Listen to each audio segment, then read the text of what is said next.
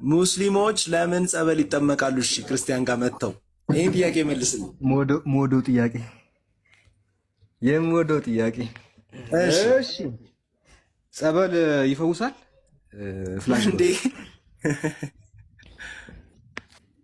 ምን ጥያቄ አለው? እሺ ከሲኖዶስ አካላት መካከል ባለፈው በኩላሊት በሽታ የታመመው አባት አለ። ለምንድን ነው ህንድ ሄደው? ለምንድን ነው ህንድ ሄደው? ለምንድን ነው ህንድ ሄደው? ማን? የሲኖዶሱ አባት ነው። ለህክምና እምነት ስለሌለው ነው። እሱማ እኮ እሱ እኮ አይወክልም ሃይማኖትን። ምን በሲኖድ ወላሂ አንድ አይደለም ወደ 7-8 አባቶች አሉ ህንድ ሄደው ሳይተርፉ የተመለሱ ማለት ነው። ምን ይሄ እኮ አንድ ሰው ተራ ሰው እኮ ነው። አሁን አስተዳደር ላይ ያሉ ሰዎች እኮ ቤተክርስቲያንን ተራ ሰው ታዲያ ይሄ እኮ ምንም አንድ ሰው ማለት እኮ ነው። ኧረ በፈጣሪ ኧረ በፈጣሪ ኧረ በፈጣሪ አይደለም። ይኸውልህ እኔ ያውን ሃይማኖት ኦርቶዶክስ ነህ? አዎ። እና እንዴት ነው ሲኖዶስ ውስጥ ያሉ ሰዎችን ተራ ሰው ምናምን እያልክ የምትሳደበው? ታጣዎች አሉ፣ ብዙሃን ደግሞ አባቶች አሉ። ይሄ እኮ ምንም ማለት ነው። ኧረ በፈጣሪ አንተ ራስን እንዳታስቀዝፍ። ምን መሰለህ ልንገርህ፣ ጸበል የምትለው ነገር ጸበልን በለው የጩፋም ዘይት በለው ማለት ነው አቅም የለውም፣ ፓወር የለውም።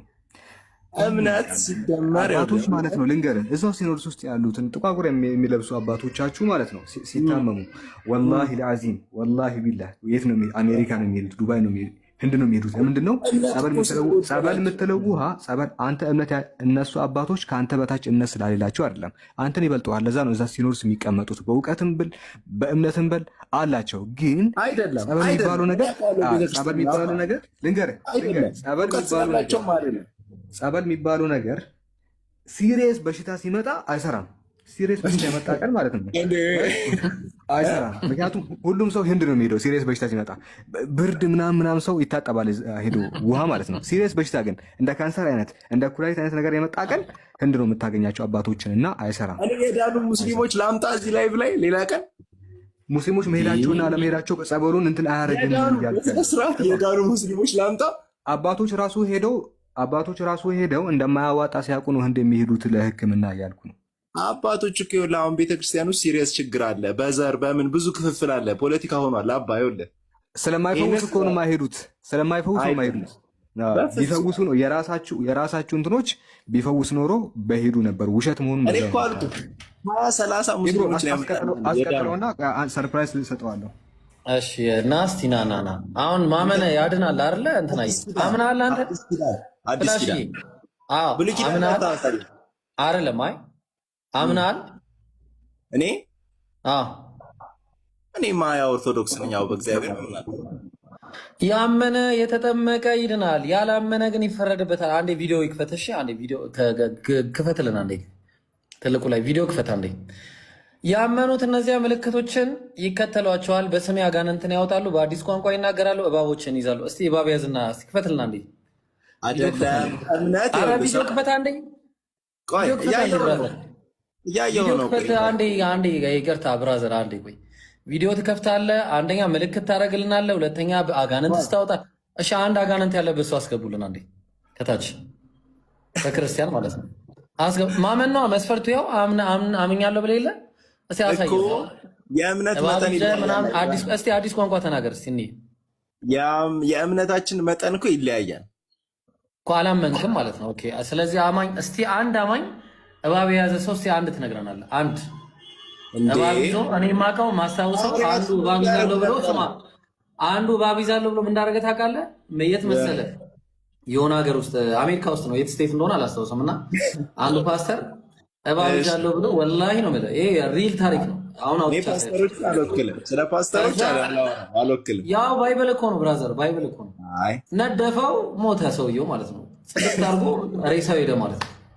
እና ምን መሰለህ አሁን ጠበል ምናምን የምትለው ነገር ማለት ነው እንትን ነው። አጋንንት በአጋንንት ይወጣል። እሺ በነገራችን ላይ ይህንን ማወቅ አለን።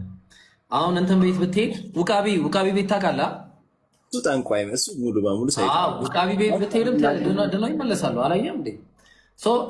እናንተ ጋር የምትሄድ ማለት ነው እንትኑ አድኖ አይደለም። እሺ እንዳይመስልህ የሚሆነው አንደኛው ከፍ ያለው ሰይጣን ዝቅ ያለውን ሰይጣን ያወጣል።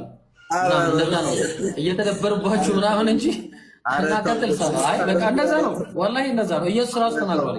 ኧረ ተው እንደዚህ አትበል። አሳያለሁ። ቆይ ያው ባይብል ላይ ላሳይ። አንተ ማታምን ከሆነ ቆይ ባይብል ላይ የተፈወሰ እኮ አልኩን ያመጣልሃል ወይ መፈወስ። ብራዘር መፈወስ።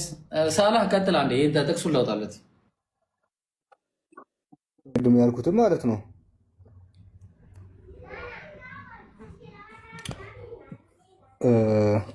ታውቃቸዋለህ ይህንን አባት?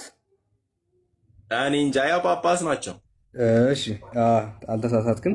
ብፁዕ አቡነ አረጋዊ ዶክተሩም ጭምር ናቸው። በቀድሞ ስማቸው አባ ኃይለማርያም መለሰ ዶክተር፣ በጵጵስና ስማቸው ብፁዕ አቡነ አረጋዊ የብፁዕ ወቅዱስ ፓትርያርክ ልዩ ጽሕፈት ቤትና የውጭ ግንኙነት መምሪያ የበላይ ኃላፊ ድሬዳዋና የጅቡቲ ሀገረ ስብከት ሊቀ ጳጳስ ከዚህ ዓለም ድካም አርፈዋል። ብፁዕ አቡነ አረጋዊ ሐምሌ 9 2009 ዓ.ም በብፁዕ ወቅዱስ አቡነ ማትያስ ፓትርያርክ ርዕሰ ሊቃነ ጳጳሳት ዘኢትዮጵያ ሊቀ ጳጳስ ዘአክሱም ወዕጨጌ ዘመንበረ ተክለ ሃይማኖት አንብሮተ ዕዳ የተሾሙት ጳጳስ 14 ኤጲስቆጶሳት መካከል አንዱ ነበረ። ብፁዕነታቸው ለረጅም ጊዜ ከሀገር ውጭ እና ከሀገር ውስጥ በሕክምና ሲረዱ ቆይተው ሊሻላቸው ሳይችል ቀርቶ ከዚህ ዓለም በሞተ ስጋ ተለይቷል ይላል። ውጭ ሀገር ሄደው ሲታከሙ ከቆዩ በኋላ በቃ አልተረፉም ይላል። ለምንድን ነው ውጭ ሀገር የሄዱት? ለምንድን ነው ጸበል ያልሄዱት? ድክመታቸው ነው የራሳቸው። ለምንድን ነው ጸበል ያልሄዱት? ሲጀመር መነኩሴ ማለት የሞተ ሰው ማለት ነው። ሰማኝ ቆይ ለምንድን ነው አሜሪካ አንዴ ላውራ። መነኩሴ ማለት ይኸውልህ ሲፈጠር ገና አዳምጠኝ ቆይ አንዴ። ለምንድን ነው መነኩሴ ማለት ይኸውልህ ገና ሲመነኩስ የሞተ ሰው ማለት ነው። ቢታመሙ አይደለም እነ ቅዱስ ጊዮርጊስ አንገታቸው ሲታመሙ ለምንድን ነው ጸበል ያልሄዱት? እኮ የራሳቸው ድክመት ነው፣ የእምነት መጉደል የራሳቸው። ይሄ ሃይማኖቱን አያስረዳም። ልጨምርልህ እና ልጨምርልህ ሃይማኖቱን አያስረዳም። ልጨምርልህ ተው። ዜና እረፍት ብፁዕ አቡነ ሰላማ ከዚህ ዓለም ድካም አረፉ። እነዚህም አሁን